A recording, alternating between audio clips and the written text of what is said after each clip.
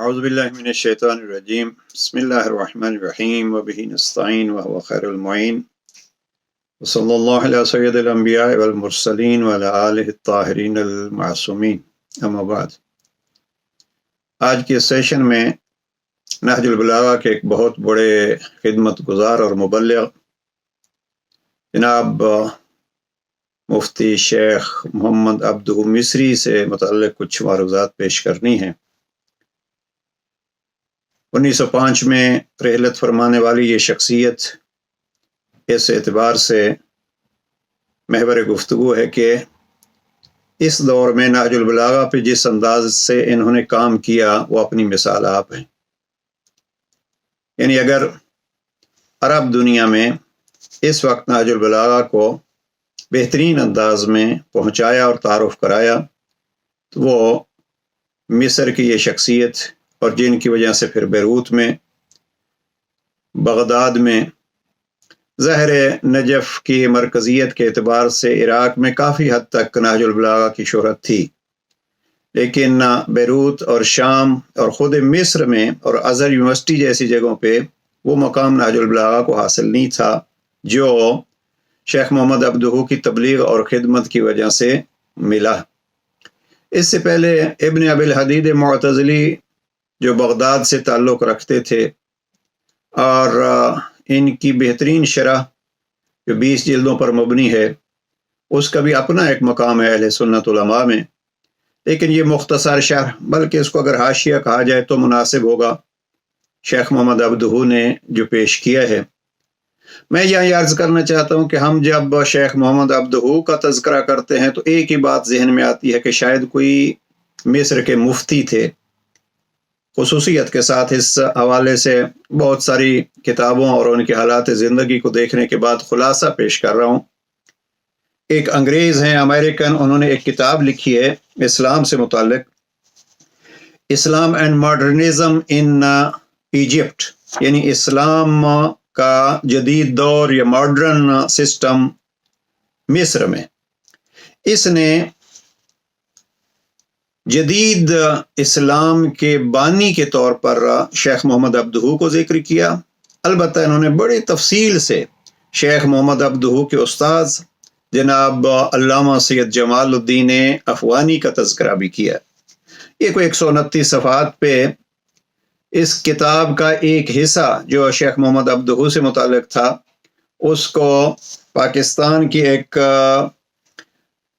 Scholar نے مولوی مظہر الدین صدیقی نے اردو میں ترجمہ کیا اور یہ 1944 میں یہ کتاب شائع ہوتی ہے۔ بہرحال بہت پسند آئی مجھے یہ کتاب سب باقی کتابوں سے، اور انہوں نے جو اپنی گفتگو میں بار بار تذکرہ کیا ہے وہ یہ ہے کہ سب سے بڑا قابل فخر تذکرہ یہ ہے کہ یہ علامہ سید جمال الدین افغانی کے شاگرد اور دست راست ہیں۔ ایک جگہ پہ لکھتے ہیں کہ شخصی حکومتیں، بالخصوص میں یہ پوائنٹ جوانوں کی خدمت میں عرض کرنا چاہتا ہوں کہ مفتی ہونے کے اعتبار سے ایک سلسلہ، لیکن حقیقی اسلام کو دنیا کے سامنے پیش کرنے کے لیے جو کردار علامہ سید جمال الدین افغانی نے کیا اور پھر ان کے دست راست یعنی شیخ محمد عبدہ نے کیا، اس سے آپ اندازہ لگا سکتے ہیں کہ ایک اتنا بڑا مصلح، مثلا اگر آپ دیکھیے سید جمال الدین افغانی کو جو جوان پڑھ چکے ہیں یا پڑھنا چاہتے ہیں، علامہ اقبال نے ان کی تعریفیں کی ہیں، شہید مرتضیٰ مطہری جیسے شخصیت نے تعریفیں کی ہیں، بلکہ شہید مطہری کی کتاب ہے حماسہ حسینی، انہوں نے مصلح اسلام اس دور کے جو ہے وہ ان دو شخصیات کو قرار دیا ہے، سید جمال الدین افغانی کو اور علامہ اقبال کو۔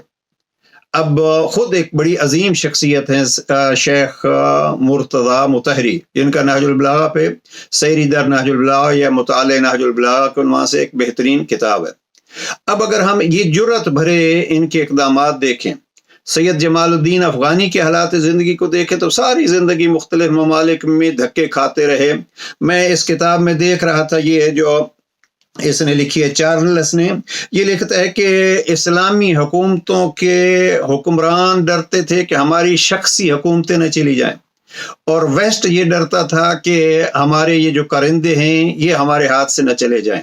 یعنی ایک شخص سید جمال الدین افغانی اٹھتا ہے اور مشرق و مغرب میں جو اسلام سے دور ہیں وہ اس سے گھبراتے ہیں، اور پھر یہی صورتحال جناب شیخ محمد عبدہو کی تھی، اور شیخ محمد عبدہو کو بھی کتنے ممالک میں جانا پڑا، آخر میں ان کو مصر سے ملک بدر کر دیا گیا، اور وہ ملک بدری جب ان کی تھی تو سید جمال الدین افغانی کچھ پیرس میں ٹائم رہے اور کچھ مدت لندن میں رہے۔ شیخ محمد عبدہو کو جب نکالا گیا تو ایک کافی مدت تک یہ بیروت میں رہے، لبنان میں۔ اب ظاہر نہج البلاغہ پہ جو کام ہے، میں نے جو اس پہ دقت کی ہے اور دیکھا ہے وہ یہ ہے کہ یہی چارلس ایک جگہ پہ اپنی کتاب میں لکھتے ہیں یہ اس حوالے سے کہ جب بیروت میں تھے شیخ محمد عبدہو تو عربی ادب کے درس دیتے تھے، اور ان کی 2 تقریریں بڑی مشغول ہیں۔ اس کتاب کے صفحہ 84 پہ جو وہ لکھتے ہیں 2 تقریریں ان کی بہت مشہور ہوئیں اور کتابی صورت میں آئیں۔ اب وہ 2 تقریریں عربی ادب کے 2 دقیق لیکن فصیح و بلیغ نمونوں کی بابت طلبہ کے لیے تیار کی گئی تھیں۔ ان میں سے ایک نہج بلاغت ہے اور دوسری مقامات بدیع الزمان حمدانی۔ اب یہ 1899 میں یہ بہرحال پھر واپس جاتے ہیں۔ تو یہ دور ہے، میں جو سمجھا ہوں اس سے یہ ہے کہ جب بیروت میں ملک بدر تھے تو یہ ان کے دروس کا سلسلہ تھا، عربی دروس، اور یہ لکھتے ہیں کہ اس میں کوئی فرقہ بندی کا وہ نہیں تھا سلسلہ، ہر کوئی ان کے دروس میں آتا تھا۔ تو اس سے محسوس یہ ہوتا ہے کہ نہج البلاغہ کا جو حاشیہ ہے شیخ محمد عبدہو کا، وہ اس بیروت کے دور میں درس کی صورت میں پیش کیا گیا اور پھر اس کو کتابی صورت میں لایا گیا۔ اس لیے کہ اکثر حضرات جانتے ہوں گے کہ شیخ محمد عبدہو کے تفسیری دروس کو ان کے ایک شاگرد محمد عبد الرشید رضا نے المنار کے نام سے جمع کیا ہے، اور وہ بڑی مشہور اور بہترین تفسیر ہے۔ اگرچہ عبد الرشید نے بعض اپنی چیزیں بھی جو لکھی ہیں اس کو معیار کو نیچے کر دیا ہے، لیکن یہ ہے کہ شیخ محمد عبدہو کا علمی مقام اس سے ظاہر ہوتا ہے۔ تو نہج البلاغہ فقط یہ نہیں ہے کہ کوئی کسی مفتی کے یا کسی مولوی کے حوالے سے، یہ اپنے دور کے ایک عظیم شخصیت جنہوں نے اسلام کو گویا دوبارہ زندہ کیا، اور میں اگر اس میں یہ کہوں، انہوں نے بڑے واضح طور پر کہا کہ ان کا نظریہ ہی یہی تھا، شیخ محمد عبدہو اور ان کے استاد محترم کا، یہ چاہتے تھے کہ اسلام کی وہ گم شدہ عظمت اور اہمیت، میں یہ لفظ وہاں سے پڑھ رہا ہوں کہ اسلام کی گم شدہ عظمت اور اہمیت دوبارہ اسلام کو مل جائے،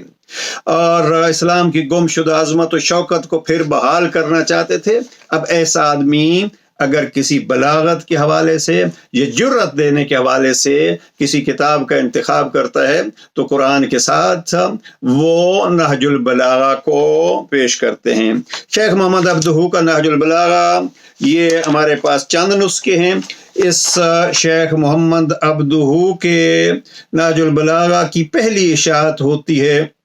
1302 ہجری یعنی 1885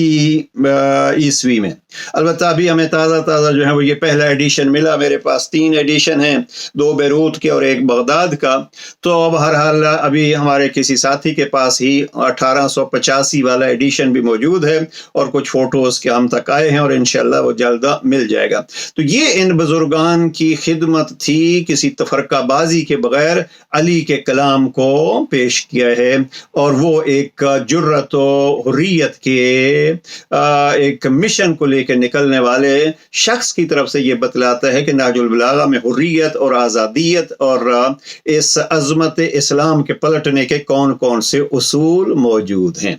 نہج البلاغہ کا پہلا ایڈیشن 1885 میں۔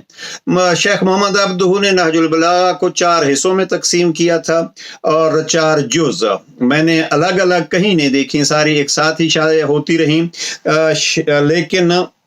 पहला जुज उन्होंने बनाया है खुतबा नंबर 120 तक, फिर दूसरा जुज उन्होंने बनाया है खुतबा 239 तक, तीसरा जुज जो है वो खतूत पर मबनी है, और चौथी जुज या जिल्द जो है वो इन्होंने आखिरी हिस्से को यानी कलिमाते किसार को लिखा है। फिर जब इन्होंने काम किया है तो इनके शागिर्दों ने मसलन नाबिल खुसूस मोहम्मद हसन नाइल मुरस्सफी ने और मुहियुद्दीन अब्दुल हमीद ने और मुहियुद्दीन अल खैयात, इन मिस्री उलमा ने भी फिर नहजुल बलागा पे हाशिए लिखे, और ये सारे जिनके 3 के नाम मैंने लिए हैं ये हाशिए मौजूद हैं। मैं एक दो जुमले अल्लामा अली नक्की साहब ने जो मुफ्ती जावर हुसैन मरहूम के तर्जमे की इब्तिदा में एक मुकदमा लिखा है, उसमें बड़ी तफसील से इन्होंने शेख मोहम्मद अब्दुहू के नज़रियात नहजुल बलागा में दर्ज किए हैं। अलबत्ता शेख मोहम्मद अब्दुहू का अपना मुकदमा हर एतबार से बहुत मुहिम है, अदबी एतबार से, और कौन कौन से बेहतरीन अल्फाज उन्होंने नहजुल बलागा के लिए कहें वो, तो इसकी अहमियत के पेश नज़र अल्लामा अली नक्की साहब ने कुछ हिस्से तर्जमे किए हैं। हमने अफकार इस्लामी की तरफ से मुकम्मल खुतबा और ये मुकदमा नहजुल बलागा जो जनाब अब्दुहू ने लिखा है उसको उर्दू में तर्जमा करके हम वेबसाइट पे लगाया हुआ है, साहिबाने ज़ौक़ उसका मुताला कर सकते हैं। मैं अल्लामा अली नक्की साहब के एक दो जुमले से नकल करता हूँ कि शेख मोहम्मद अब्दुहू का नहजुल बलागा के बारे में क्या तस्वुर था।